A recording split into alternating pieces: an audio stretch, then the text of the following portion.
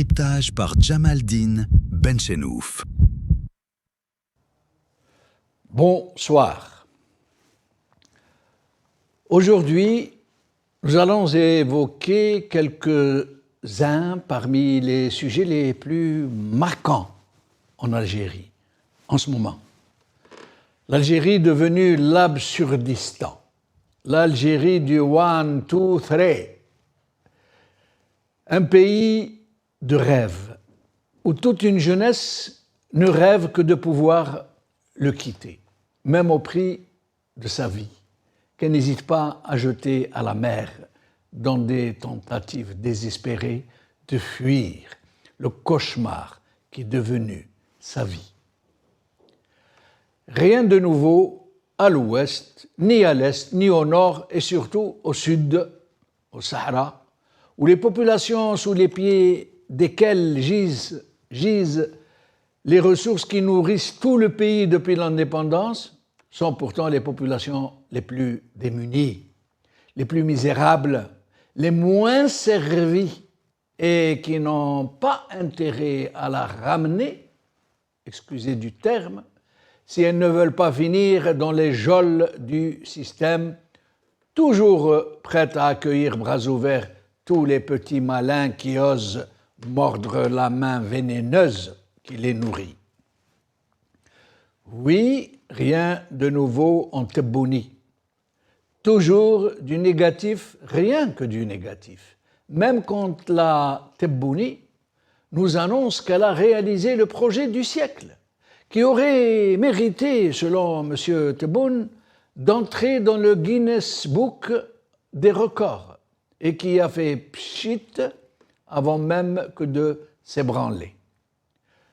Toujours des scandales, rien que des scandales, des outrances, des mensonges, de la répression dans cette très malsaine atmosphère distillée par leur oncle Tebboune, Tebboune comme ils disent, comme ils l'appellent si affectueusement, où la mythomanie compulsive du personnage a franchi toutes les limites de l'acceptable. Une mythomanie devenue impudique à force de ne plus pouvoir se retenir, et qui, dans n'importe quelle autre république couscoussière moyennement honorable, aurait très certainement déclenché une procédure d'empêchement. Un climat social très sombre, au lendemain désormais plombé, qui n'augure rien de bon, voire pire, qui risque, si rien n'est fait pour freiner son naufrage annoncé, de précipiter tout le pays dans je ne sais quelle indicible tragédie, à Dieu ne plaise. Il faut vraiment être aveugle ou de très mauvaise foi, ou du côté du manche, là où se récoltent les honteux privilèges, pour ne pas voir que c'est le mur, désormais, qui vient à nous, qui n'attend plus qu'on se le prenne tout seul dans la figure. Comme le disait si bien, justement, Sami Ousseddeq, Rabbi Yarhamou.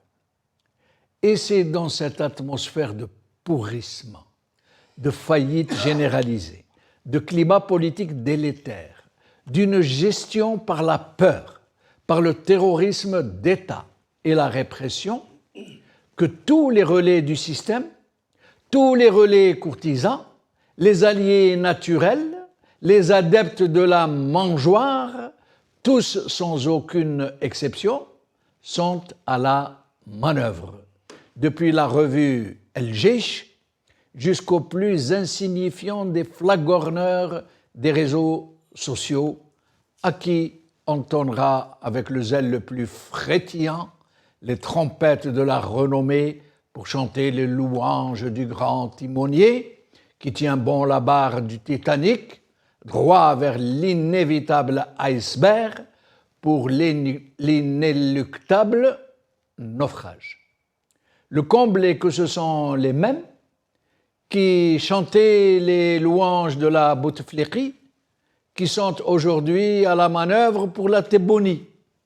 Tout comme Tebboune lui-même, par ailleurs, qui rampait, rappelez-vous, avec ostentation au pied de Bouteflika, et qui rampait vraiment, et qui aujourd'hui traite toute sa famille de gang l'Aïsaba. Ils se tiennent tous la main, les courtisans, autour du maître de l'heure dans le même élan contre leur malheureuse nation. Qu'importe pour eux si l'actuel squatteur d'El Moradia tombe, ils retourneront tout aussitôt la veste. Ils sont rodés dans la pratique et il ne faut pas douter que lorsque Tebboune s'en ira par les égouts de l'histoire, ils seront les premiers à lui tomber dessus, plus vite que leur ombre, comme ils l'ont toujours fait. Et roule, remoule.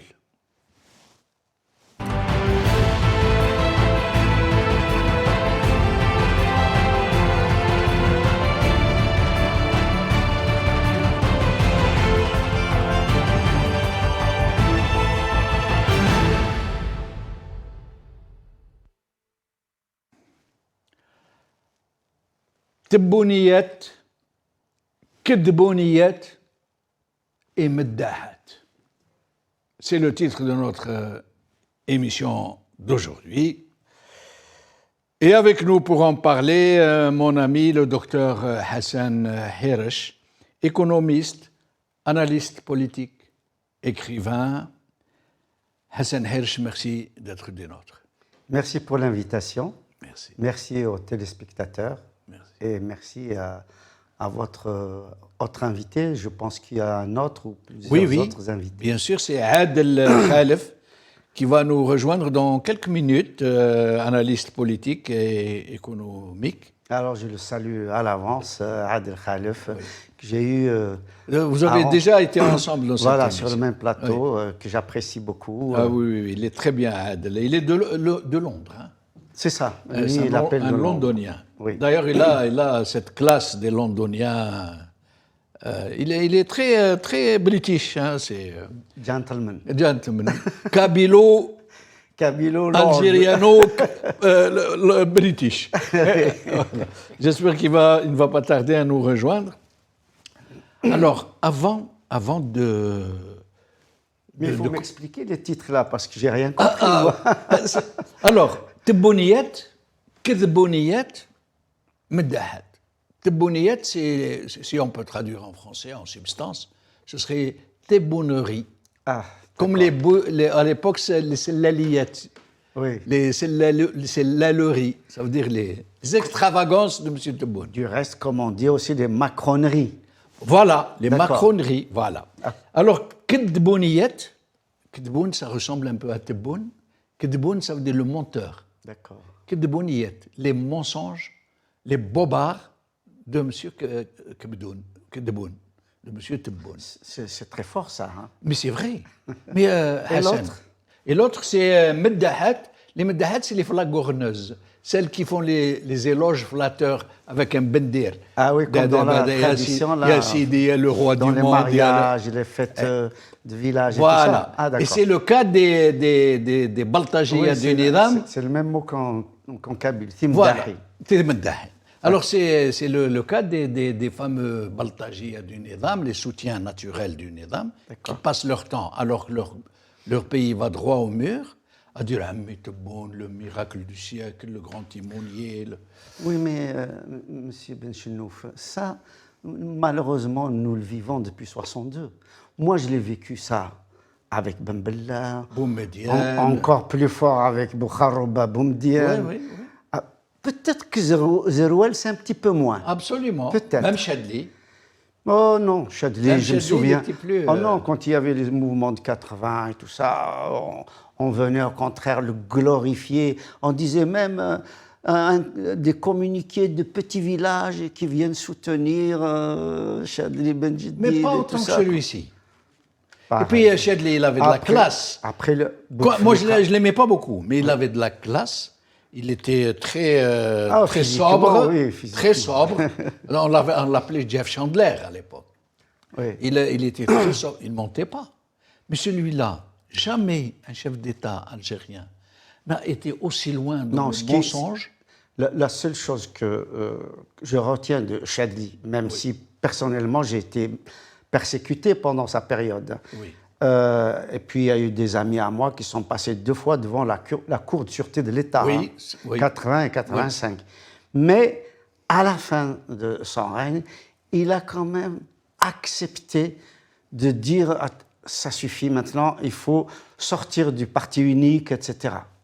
C'est lui qui avait instauré le multipartisme. Et peut-être que si on ne l'avait pas poussé à sortir, parce qu'il a refusé d'annuler le processus électoral. Alors qu'il a accepté la cohabitation. La cohabitation, oui. Il savait, il a dit, c'est un pouvoir présidentiel, moi j'ai la présidence, eux ont les législatives. Peut-être qu'on aurait eu... Je cohabite, maintenant si ça va mal, je dissous l'Assemblée. Oui. Mais eux, comme ils pensaient à eux et pas au pays, ils ont dit non, tu ne cohabites pas, tu pars. Oui. Et ils l'ont forcé à démissionner. Voilà, donc c'est ça que je retiens de lui, malgré, encore une fois, les mêmes flagorneries, les mêmes fanfaronnades. Mais franchement, Hassan, franchement. Moi, là, je le dis franchement. Oui. Non, c'est M. Tebboune. Est-ce que depuis 1962, à la prise du pouvoir par Tebboune, enfin, prise du pouvoir, la désignation de Tebboune, est-ce qu'il y a eu un président qui ment aussi effrontément? Et quelqu'un qui est un peu dans la psychanalyse, il m'a dit attention, ce n'est pas de la mythomanie toute simple, c'est de la mythomanie compulsive.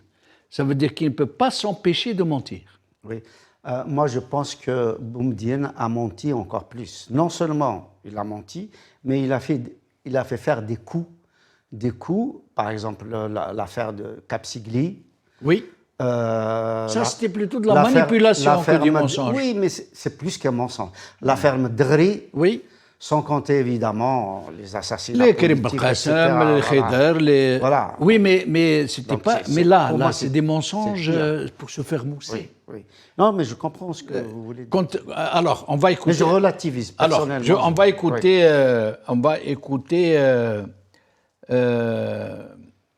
La 2.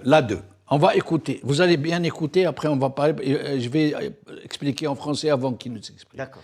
Il a dit, nous avons promis que pour la fin de 2025, il a dit, on s'entend, hein, à la fin de 2025, nous allons atteindre un PIB de 400 milliards de dollars. Ah oui. Et au plus tard, d'ailleurs le PIB ne se fait pas au premier semestre, c'est à la fin de l'année.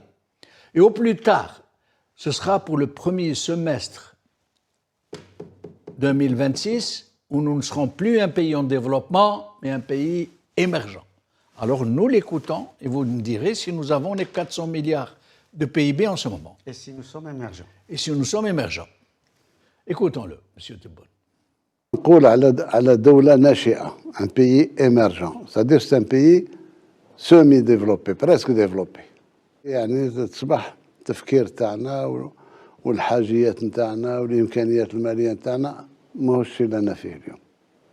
باش نكونوا un pays émergent, il y a beaucoup de choses à revoir. الجزائر اليوم دخلت حطت رجلها في البلدان الناشئة. Les pays émergents. كل المؤشرات تاعنا تدل على ذلك. Bon, ce n'est pas ça. J'aimerais que Yob puisse nous le retrouver. C'est en 2000. Il a promis qu'en 2025, à la fin de 2025, nous serons un pays émergent. Et au plus tard, à la fin du premier semestre 2026, il a dit comme ça. Si vous pouvez nous la retrouver. Mais même ce qu'il a dit là. 2 fois là. Oui. Mais il l'a dit de façon plus appuyée. Il a dit c'est certain. Ah oui, d'accord. En 2000, est-ce que nous avons. Oui, est-ce que nous avons aujourd'hui un PIB de 400 milliards de dollars? Malheureusement, non. À l'époque, je me souviens, on m'avait posé la question, j'ai dit que le PIB, en fait, on peut manipuler autant qu'on veut dans n'importe quel pays. Hein. Ça dépend qu'est-ce qu'on prend comme production nationale, parce que c'est la production nationale qui rentre justement dans le calcul du PIB. Et peut-être qu'on ne prenait pas tout ce qui est économie parallèle, économie noire, et que d'un seul coup, on puisse considérer que c'est un chiffre moribolant et qu'on multiplie par ce qu'on veut. Parce qu'à partir du moment où c'est une économie qui n'est pas, je veux dire, officielle, et donc on peut la chiffrer comme on veut pratiquement. On peut tricher. Parler de l'économie informelle, la part, oui, parallèle, mais elle oui, leur échappe totalement. C'est ce que je dis. C'est de l'argent thésaurisé dans les caves. Je dis que si peut-être on prenait le calcul de l'économie justement informelle, peut-être qu'on arriverait, effectivement, parce qu'on peut la calculer un peu comme on veut. Hein. Oui, évidemment. Voilà. Donc, ça, c'est le premier point. Donc, pour le moment, malheureusement, on n'a pas les 400 milliards de PIB.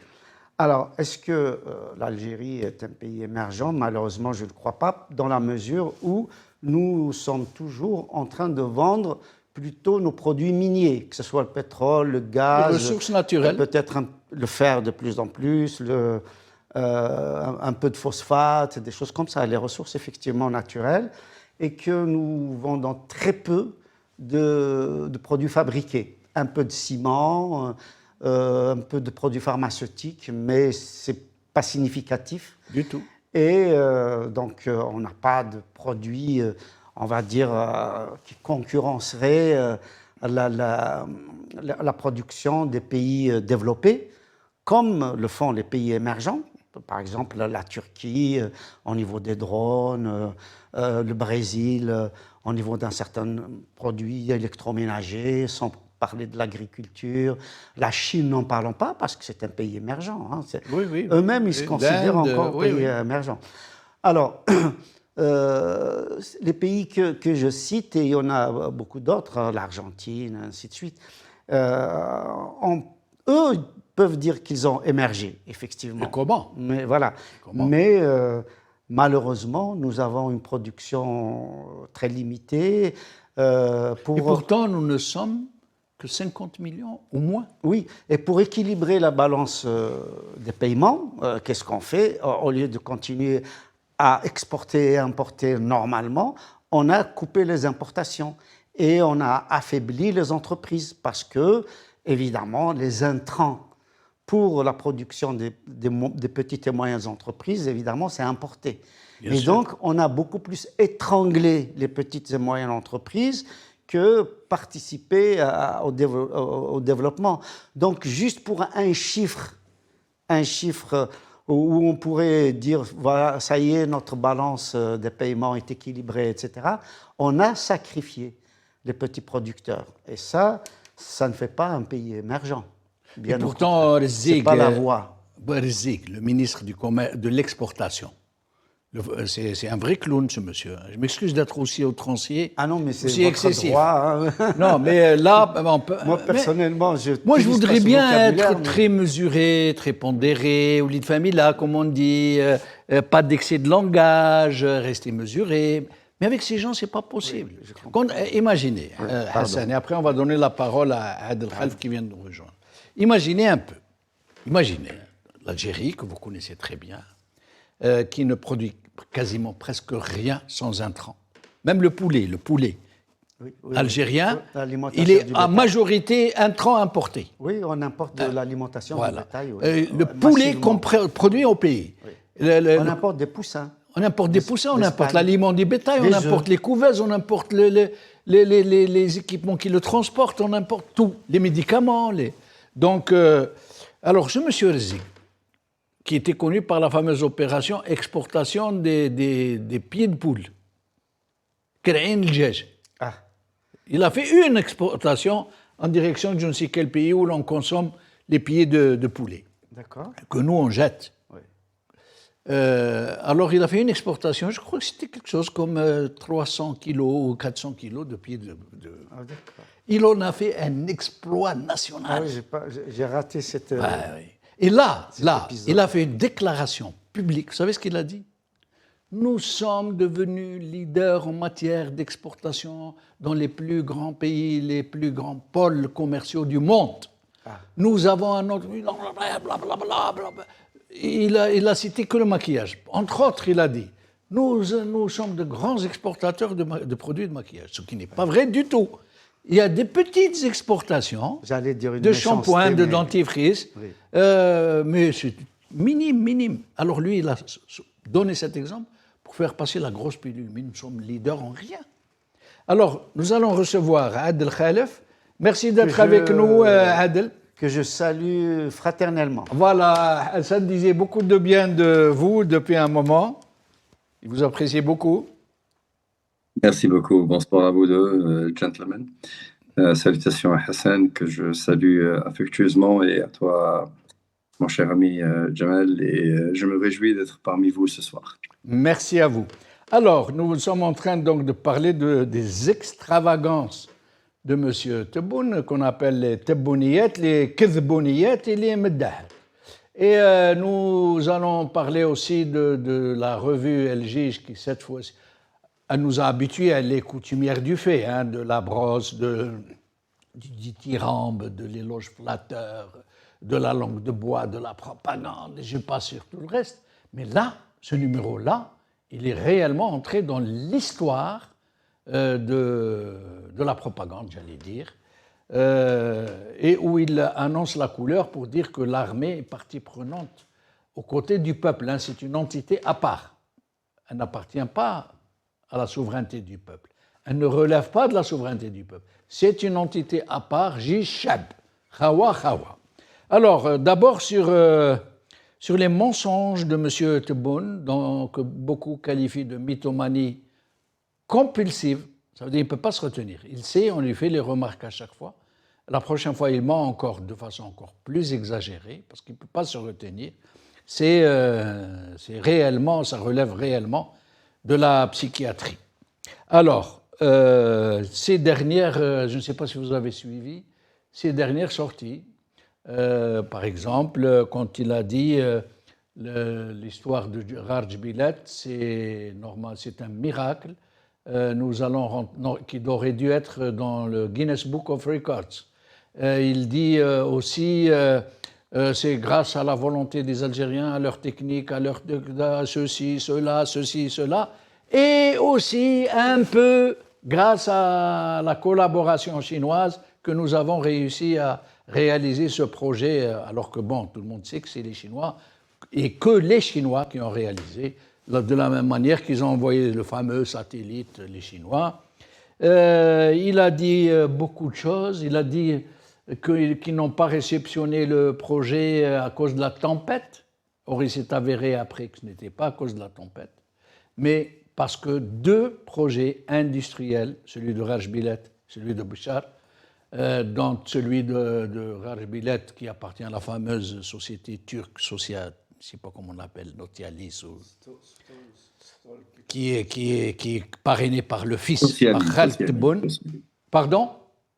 Tosiali. Voilà. Et donc, Tosiali, voilà. Et donc, qu'est-ce que vous pourriez nous dire sur cette remontée, j'allais dire, des égos, hachakoum, d'un homme, d'un personnage qui ne parvient pas à ne pas mentir, mais des mensonges tels que vous les avez déjà entendus sur l'eau dessalée, sur les 30 millions de tonnes de blé qu'il a promis au secrétaire d'État américain, alors que nous arrivons difficilement à dépasser les 3 millions de tonnes par an. Il a dit 30 millions, le rang du Canada. Il y a tellement de choses. Je pourrais passer toute l'émission à énumérer les mensonges. Alors, qu'est-ce que vous pourriez nous dire sur ce penchant très malsain au demeurant ? Très bien. Alors, je vais essayer de commencer par rapport à... Parce que dans votre question, il y a à peu près 3-4 sujets ou 3-4 questions. Je vais essayer de commencer par la première, en l'occurrence Raj Bilet, parce que je pense que c'était un élément sur lequel vous venez de développer votre question avec, on va dire, élasticité.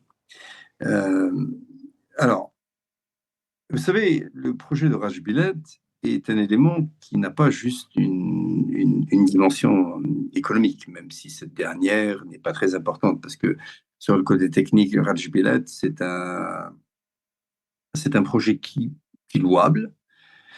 Moi, je pense que, on va dire que la construction de, pardonnez-moi, la construction de la voie ferrée n'est pas un mauvais projet parce que vous savez, dans l'économie, la base de l'économie, c'est la finance sur le plan technique, mais c'est le transport sur le plan opérationnel.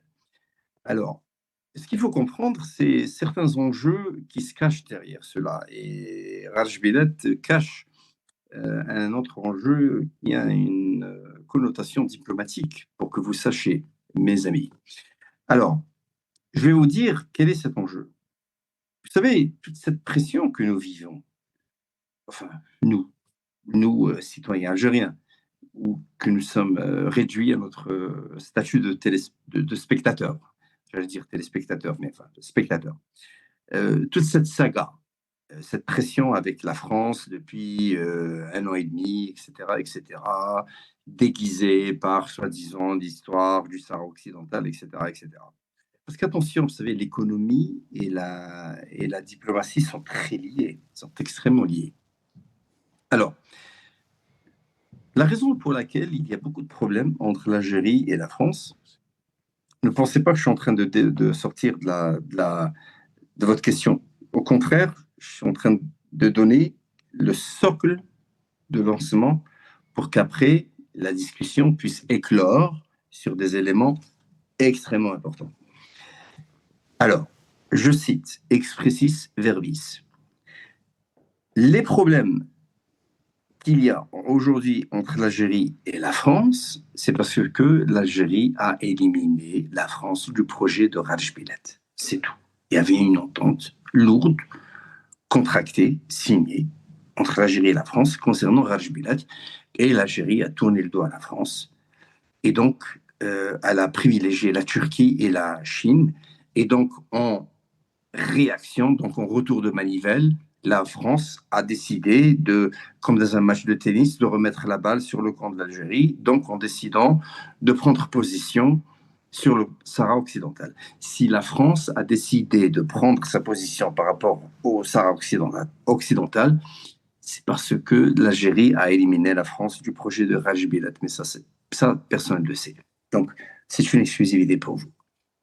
Maintenant, après, vous savez, les déclarations du président de la République, nous savons très bien qui est le président de la République. Bon, on n'a rien contre lui autant qu'individu, autant que gentleman, autant que personne, Karajul, yani qasdi.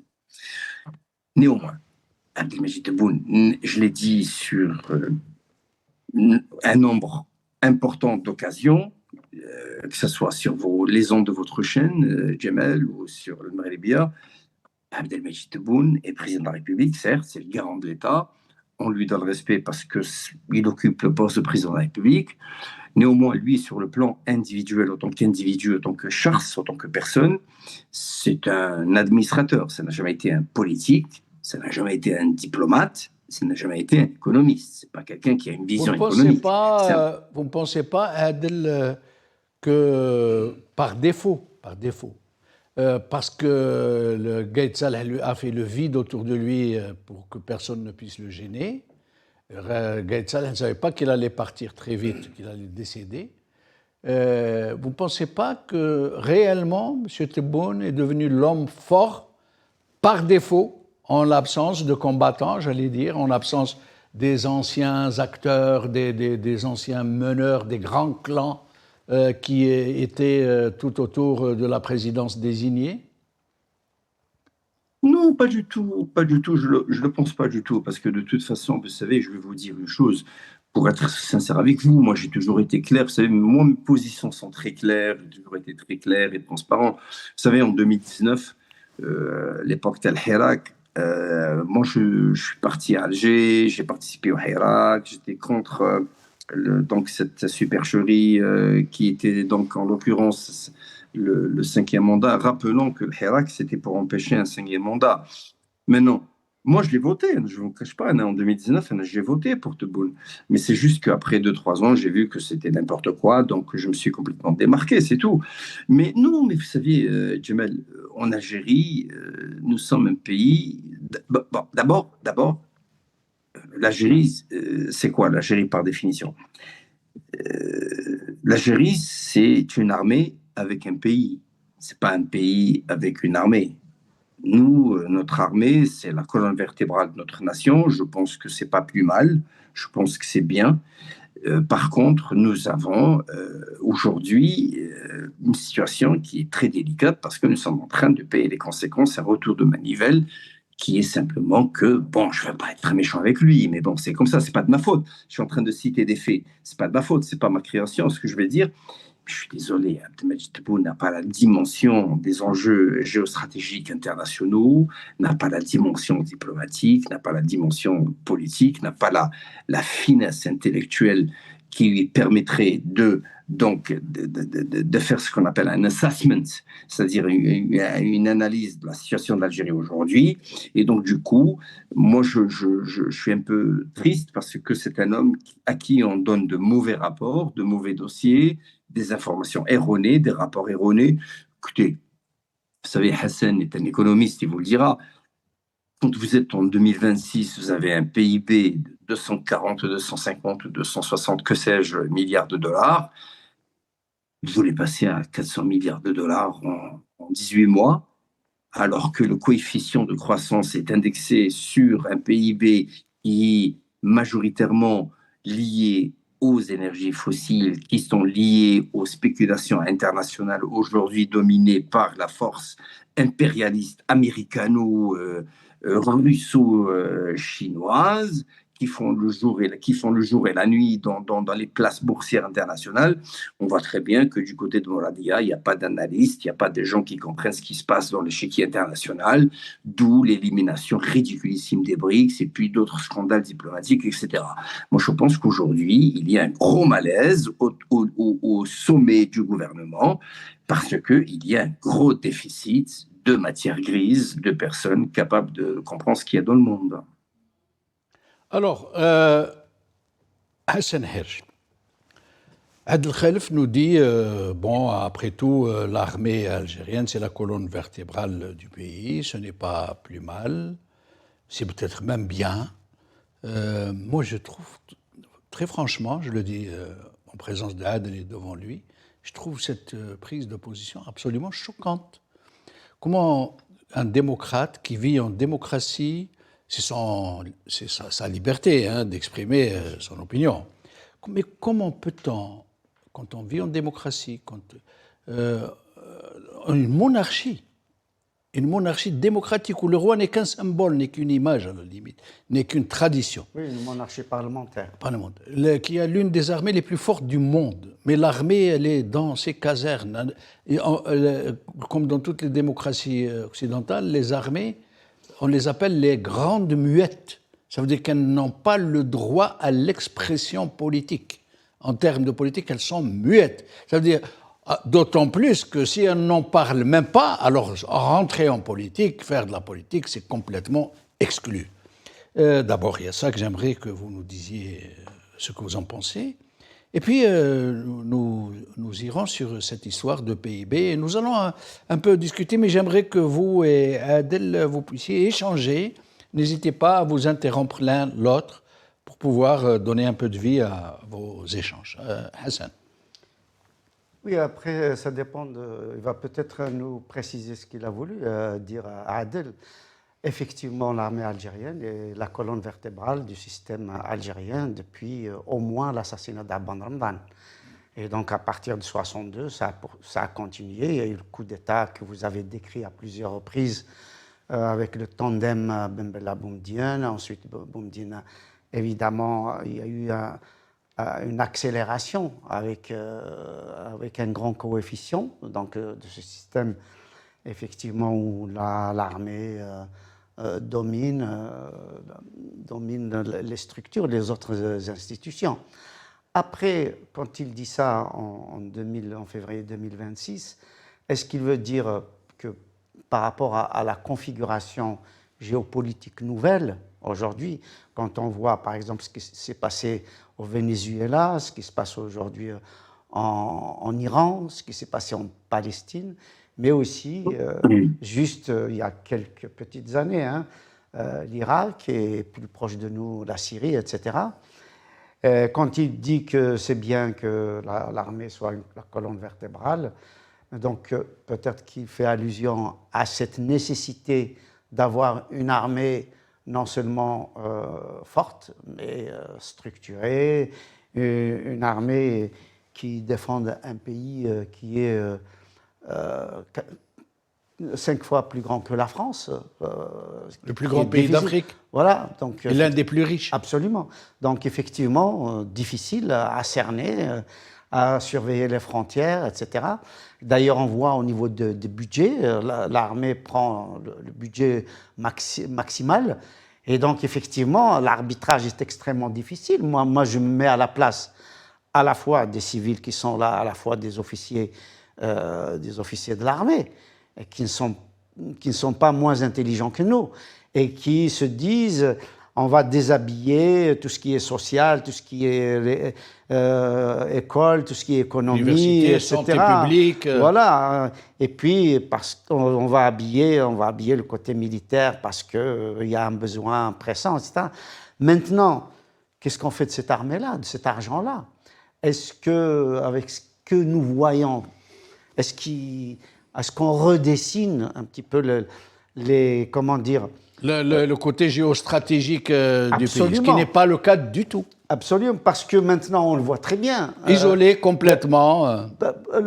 Comment dire, les moyens de défense aujourd'hui, la force de dissuasion aujourd'hui conventionnelle, c'est les missiles hypersoniques, c'est la guerre, c'est la cyber c'est les satellites, guerre, c'est les satellites, c'est l'information aussi bien humaine que satellitaire, informatique, etc. C'est aussi les alliances, c'est, comment dire, une intégration de l'industrie militaire pour que les pièces de rechange, pour que la fabrication des obus, la fabrication des pièces vitales, en aéronautique notamment, parce que l'Algérie possède une aviation militaire significative.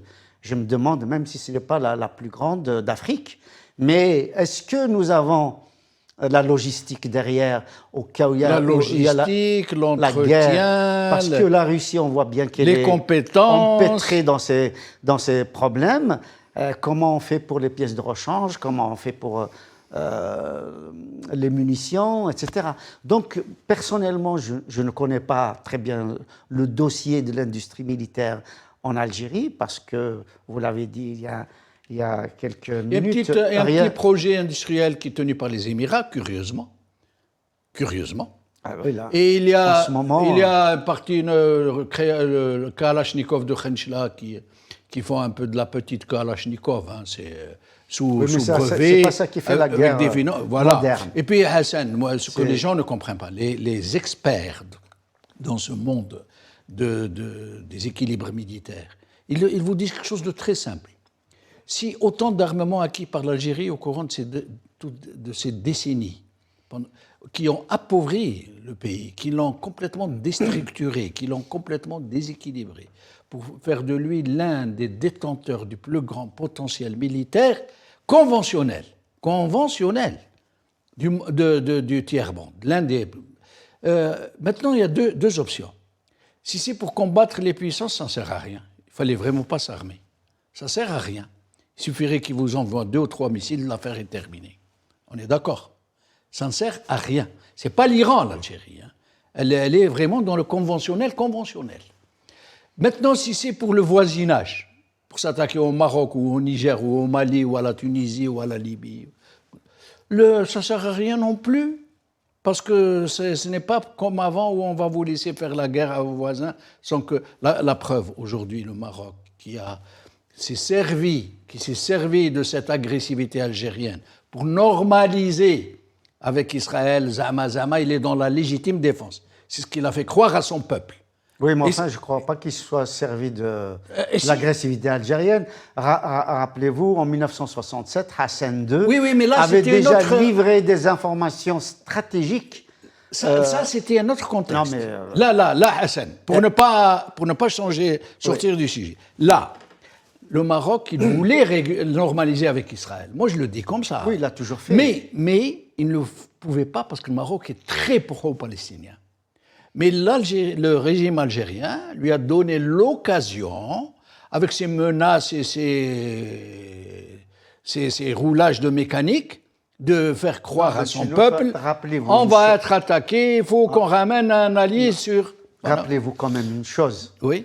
C'est Donald Trump, dans son premier mandat, qui a dit au Maroc, écoutez, vous reconnaissez, vous signez les accords d'Abraham et on reconnaît le Sahara occidental. Donc, ce n'est pas parce que c'est l'Algérie, c'est Donald Trump qui a poussé le Maroc à cette alliance et à la signature des accords d'Abraham. Ça ne fait rien, mais l'essentiel, il n'en demeure pas moins. Il a suffi qu'il ramène Israël juste à côté pour que tous leurs efforts d'armement, de surarmement, maintenant, ça ne vaut rien. S'il y a Israël à côté avec ses satellites, avec ses moyens techniques, avec les moyens techniques des Américains, il ne faut surtout pas s'aviser maintenant à faire la guerre au Maroc, parce que ça pourrait très mal tourner. C'est la raison pour laquelle, c'est ma dernière phrase, on va laisser notre ami prendre la parole. C'est pour ça que j'espère, vraiment, je l'espère très fortement, que les structures de l'armée algérienne ne soient pas aussi obsolètes que l'éditorial d'El Jaish. Justement, voilà. On va en parler. Alors, Adel Khalif, c'est à vous. Oui, il n'y a pas de problème, moi je vais réagir, mais tout en étant toujours droit sur mes bottes, hein, sachant que tu es, je te dis pas parce que nous le connaissons, Jamal, un homme intelligent et brillant de texture, de réflexion. Qu'y a-t-il de particulièrement, parce que je fais appel encore une fois à un terme que tu as employé, qui était qualificatif donc de ce que j'avais déclaré. Tu as dit choquant. Donc j'aimerais bien savoir ce que tu as trouvé de choquant dans ce que je vais répondre. Je vais répondre, moi aussi droit dans mes bottes, très simplement, parce que dans les grands équilibres politiques d'une nation, d'un État de droit, il y a deux choses qu'il faut absolument garantir à l'exercice de la démocratie pour la protéger contre tout abus potentiel des détenteurs de la force publique et de la force institutionnelle. Il y a deux précautions à prendre. La première est la fameuse séparation des pouvoirs. Le judiciaire, l'exécutif, le législatif. Personne ne peut capter les trois pouvoir, sinon c'est la mort de la démocratie. Il n'en reste que la façade Potemkin. Et j'en aurais fini, Hassan, après je vous laisse discuter entre vous. La deuxième précaution à prendre est que l'armée doit être une grande muette politique. Elle n'a pas le droit à l'expression politique. Et il n'y a pas deux entités dans un pays, G-Chab. Il y a une seule entité qui est le peuple souverain et où l'armée joue le rôle d'institution à part entière et qui obéit aux représentants du peuple. Et non pas à l'inverse, une armée qui désigne les présidents et qui les dégomme. D'autant plus qu'Adel nous a dit qu'il a participé au Hirak, qu'il a été à Alger, etc. Or, le Hirak, justement, avait comme slogan principal Madaniya Machi Askariya. Voilà. Alors, Adel, je vous laisse nous dire votre avis. Alors, merci beaucoup. Merci beaucoup pour ton explication, Jamal.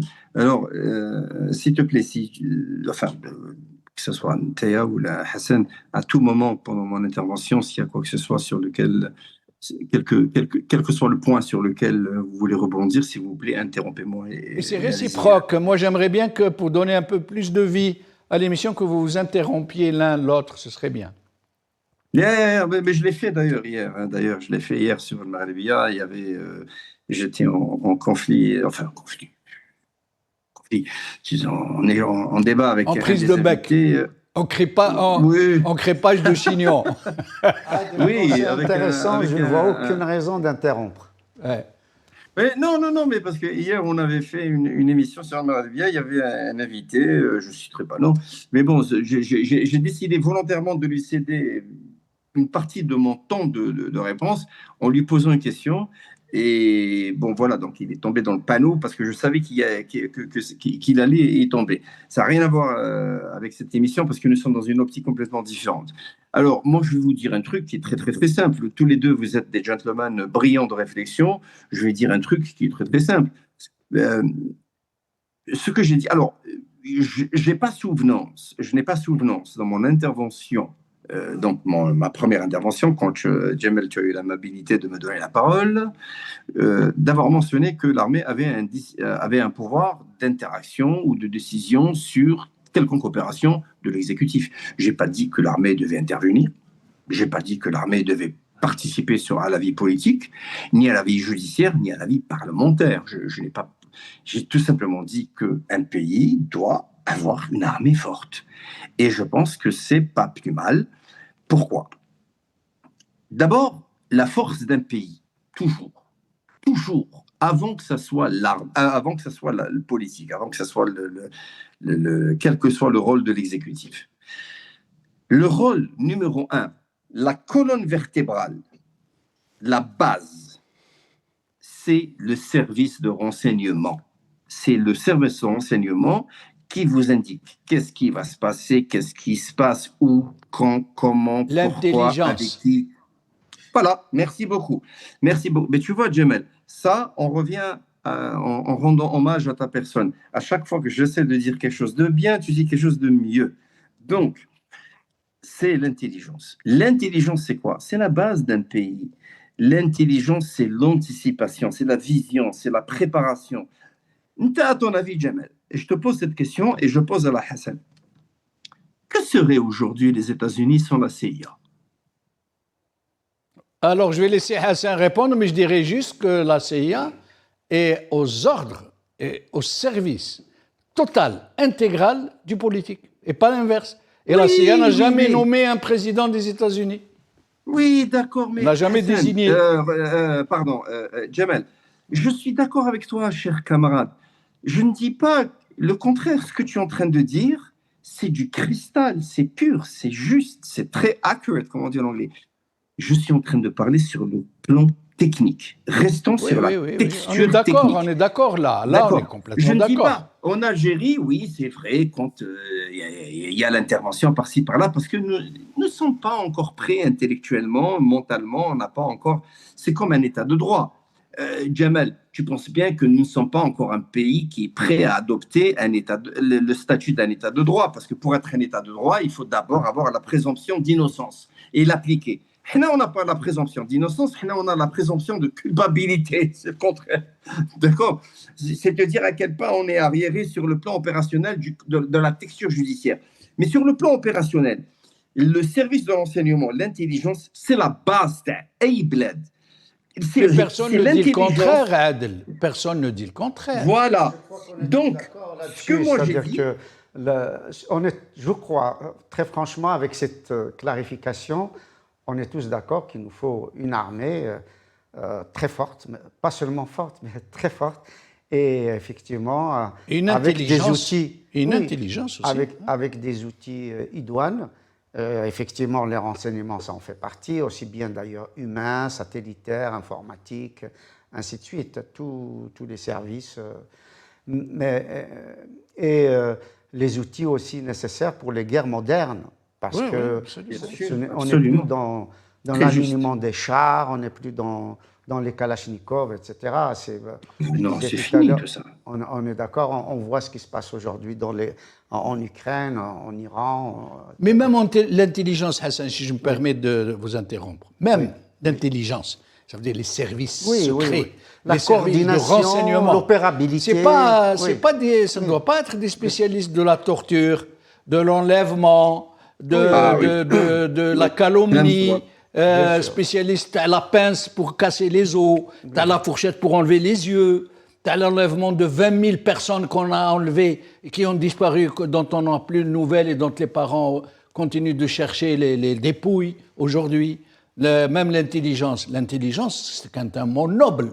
C'est les services de renseignement, les services secrets qui vont dans l'intelligence, ils vont voler les grands secrets industriels. Économiques, militaires. Ils font de la futurologie. Ils vous disent dans 10 ans, voilà ce qui va se passer. Ils ne vont pas enlever les enfants des gens pour les écrabouiller, les énucléer, les violer, ça, c'est pas l'intelligence. Après, mais ce que j'ai envie de répliquer juste à mon ami, à notre ami.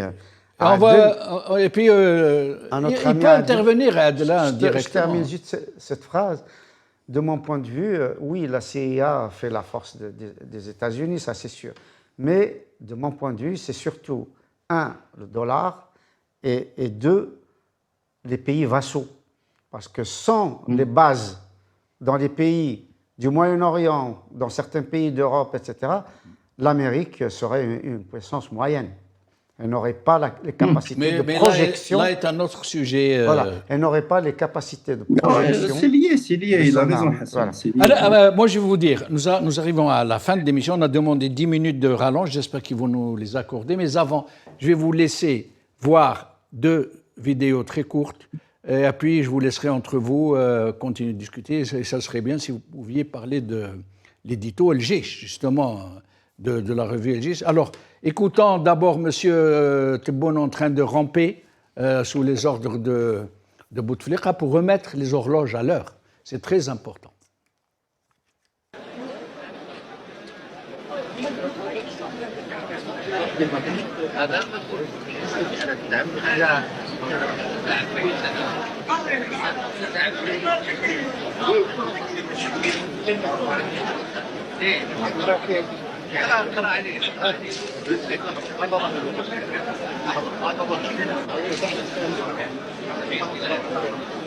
Et l'autre où il parle des 26 des 400 milliards de trucs. Pardon. Pays émergents avec des comportements sous-développés. أنا قلت في آخر 27 إن شاء الله نكونوا فتنا 400 مليار دولار. آخر 7 ممكن قبل.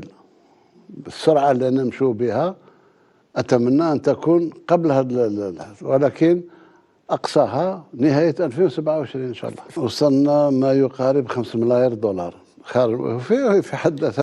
Alors, je vous laisse, Adela, c'est à vous. Ensuite, vous allez échanger librement, vous et Hassan, et après, j'espère qu'on nous accorde, donc c'est quelques minutes qui nous restent. Allez-y, Adel, je ne sais pas si vous voulez faire un commentaire. Allez, moi je fais très très rapide, comme ça je laisse du temps à Hassan, parce que j'adore échanger avec Hassan. Alors, ce que je veux dire... Alors, d'abord, je ne vais pas commenter par rapport à cette histoire cette photo vidéo de Bouteflika, parce que, vous savez, c'est vraiment, c'est pas important. Ce qui est important, le dollar, parce que Hassan a parlé du dollar. Vous savez, c'est très important. Je vais vous donner un exemple des événements géostratégiques dans le monde. Vous savez pourquoi les États-Unis ont attaqué le Venezuela? Ben, les gens ils pensent que parce que les Américains veulent avoir la main sur le pétrole vénézuélien. C'est complètement fou. C'est complètement fou. Il faut comprendre ce qui se passe dans le monde. La raison pour laquelle les États-Unis ont attaqué le Venezuela, parce que les États-Unis veulent contrôler le dollar. Et c'est là où Hassan a raison. C'est un point très important qu'Hassan a mentionné. Les Américains veulent contrôler le dollar. Pourquoi? Parce que tous les échanges de pétrole et de gaz dans le monde se font en dollars. Et tous les pays qui achètent le pétrole l'achètent en dollars. Donc en contrôlant les transactions du pétrole, donc dont le Venezuela à lui seul représente à peu près 33% du volume mondial, parce que c'est la plus grosse réserve du monde, en contrôlant cette réserve de pétrole, donc automatiquement on contrôle la fluctuation de dollars. Donc de facto, on contrôle la dette intérieure américaine, qui est le plus gros souci du gouvernement américain aujourd'hui. Mais bon, pour ça, il faut comprendre ce qui se passe aux États-Unis. Alors, ça, c'est un point. Le deuxième point, moi, je pense qu'aujourd'hui, Tebboune est dans une position très, très fragile. Pourquoi? Parce qu'il ne réalise pas, le bonhomme, tout ce qu'il dit. Il ne réalise pas. Moi, je pense qu'il y a des gens les criminels, pour moi, je l'ai dit d'ailleurs hier, pas plus tard qu'hier. D'ailleurs, j'ai même utilisé une métaphore. ça va peut-être vous faire rire, mais je ne sais pas si vous vous rappelez des films, t'es l'inspecteur Tahar, bien sûr, mais à l'apprenti. Il avait une expression que j'adorais, t'es l'inspecteur Tahar, qui est le bourrico de la classe. Donc moi, je pense que tous les gens qui sont autour, le bourrico de la classe, t'es l'inspecteur qui قال la dame هذيك في l'hôtel, قال لها مينو مدام هذا هو l'apprenti, le bourrico de la classe. Donc c'est une scène extraordinaire. D'ailleurs, moi je suis un amoureux de l'inspecteur Tahar, j'adore.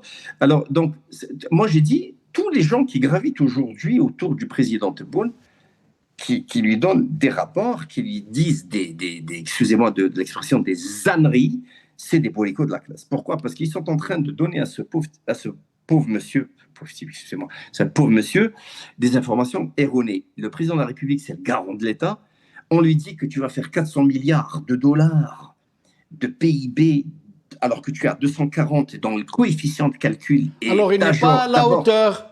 Lui, l'énarque, qui a 50 ans de haute fonction, grand commis de l'État, depuis 1975, qui a été sous-préfet, administrateur, préfet, ministre, premier ministre, président, puis président, et il ne sait pas maîtriser ces petites choses que le dernier petit comptable dans le dernier grande surface maîtrise, lui ne le sait pas. Président de la République. Absolument. Il fait tellement de demi-tour, il fait tellement, comment dire en anglais, de U-turn. Par exemple, regardez, Khaled Darani. Aujourd'hui, Khaled Darani travaille comme un haut responsable dans une chaîne d'information où vous avez sur le plateau un décérébré, un bac -50 comme Mehdi Ghazar, qui est un voyou invétéré. Il vous dit après, Qadi Ihsan, il est ceci, il finance, blablabla, et puis il est libre. Il vous dit, contracter un prêt, c'est une trahison contre nos martyrs, et puis du coup, maintenant, c'est plus une trahison. Donc, vous voyez, bon, on voit qu'il y a une incohérence interstellaire. Il y a tellement de choses à dire. Ce que je vais faire, je préfère céder la parole à mon aîné Hassan et je vais le laisser finir. Non, je voulais juste savoir, dans ce cas-là, est-ce qu'on donne de faux chiffres au président Tebboune pour l'affaiblir, ou bien est-ce que c'est pour des raisons de flagornerie comme du temps de l'Union soviétique? C'est-à-dire qu'on est obligé de gonfler les choses pour la propagande. Voilà. Est-ce que c'est dans un but de propagande ou est-ce que c'est pour l'affaiblir? Alors, moi, je te dis, je pense que c'est ni l'un ni l'autre. Je vais te dire pourquoi. Simplement parce que aujourd'hui, les gens qui gravitent autour du président, qui sont dans le pouvoir civil, c'est des gens qui ont une vision en entonnoir. C'est des gens qui sont incapables, c'est des décérébrés, ce sont des décérébrés. C'est des gens qui n'ont pas de texture intellectuelle, ils n'ont pas de cabessa, ils ne comprennent pas les enjeux géopolitiques. Tu t'imagines, Hassan, Tebboune est parti en Chine il y a 2 ans, il a été dire en Russie, il a été dire, il l'a dit, hein, mais clair comme le droche, on va se retirer du dollar. Non mais ça ne va pas, non? On dirait que tous les pays...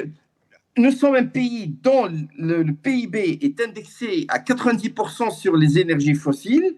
On vend notre pétrole en dollars. D'ailleurs, quand on importe en euros. Donc, tu vois la différence qu'on perd. Hein. Mais ça, c'est un autre sujet. C'est-à-dire on est indexé sur le plan commercial, technico-opérationnel en dollars. Et tu vas dire en Russie qu'on va retirer l'Algérie des transactions de dollars simplement pour séduire Ami Poutine, pour dire, voilà, les BRICS. Alors finalement, il a fini avec un coup de pied là où je pense. Il n'y a pas de BRICS, il n'y a pas rien. Et puis aujourd'hui, on a vu le Trump, ce qu'il fait pour les gens qui ne suivent pas le mouvement du doigt. C'est-à-dire que, grosso modo, Tebboune, il ne sait pas ce qu'il fait, il ne sait pas où il va, il ne sait pas ce qu'il dit, il ne comprend pas ce qu'on lui dit. Les gens qui sont autour de lui sont en train de lui dire des âneries. Je pense simplement qu'aujourd'hui, sur le navire, au niveau du poste de commandement, il y a des fous furieux. Alors, Hassan, le mot de la fin, avant de nous quitter sur une vidéo que je vais vous montrer. Hassan, le mot de la fin, on arrive à la fin de l'émission. Avant la vidéo? Oui, avant la vidéo. Moi, j'espère que, justement, vous parliez tout à l'heure de la CIA qui informe les présidents américains, etc., et que c'est grâce à ça qu'ils deviennent une grande puissance, ben, j'ose espérer que les services algériens, justement, pourront faire des dossiers, significatifs, des dossiers objectifs, chiffrés, et puis qu'on s'intéresse enfin à l'Algérie de 2035, de 2050, avec évidemment ses exigences en matière de scolarité, d'école, de recherche, en matière effectivement d'armement moderne, une force de dissuasion, mais aussi en matière de démocratie et en matière de pluralisme à la fois politique, économique, et culturel, linguistique.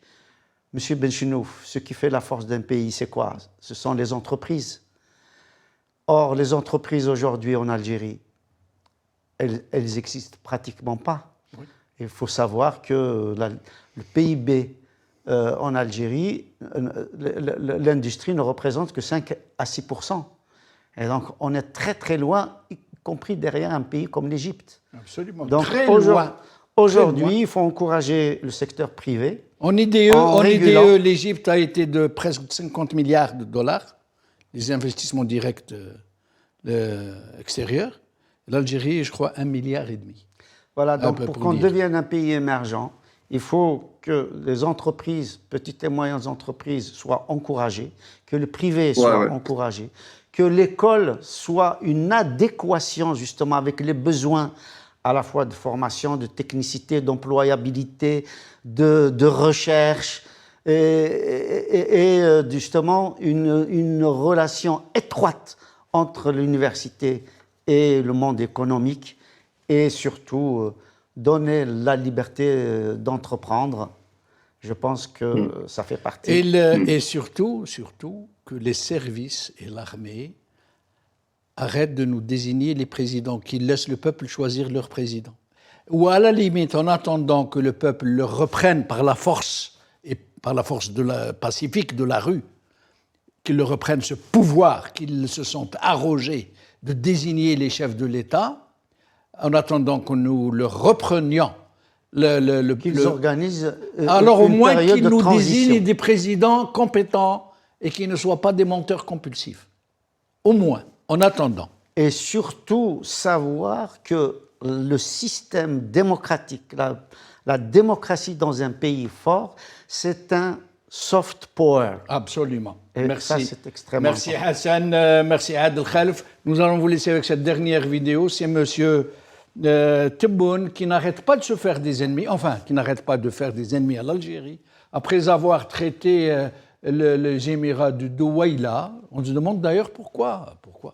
Voilà que même la France, avec laquelle ils s'entendaient très très bien, du jour au lendemain, depuis que la France s'est rangée du côté de la thèse marocaine, alors maintenant, qu'est-ce qu'il dit? Écoutez bien ce qu'il dit. C'est un camouflet vraiment d'une gravité extrême. Il dit de la France, nous on ne parle pas avec la France, nous on parle avec les grands. Écoutez bien. Et je vous dis bonne soirée à vous et merci de nous avoir suivis. Tout ne s'étale pas dans la rue. Il y a des relations avec les États-Unis dont nous sommes contents. Ils sont contents de nos relations aussi. Avec toutes les puissances, hein.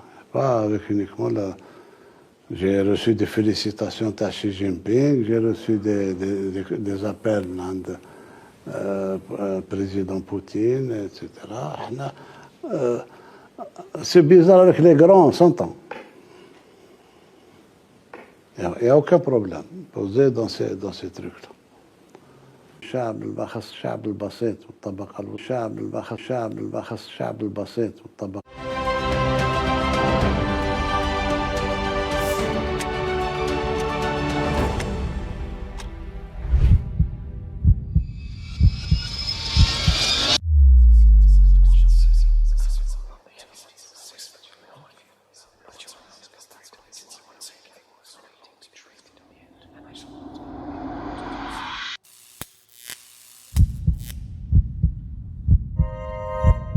Décryptage par Jamaldine Benchenouf.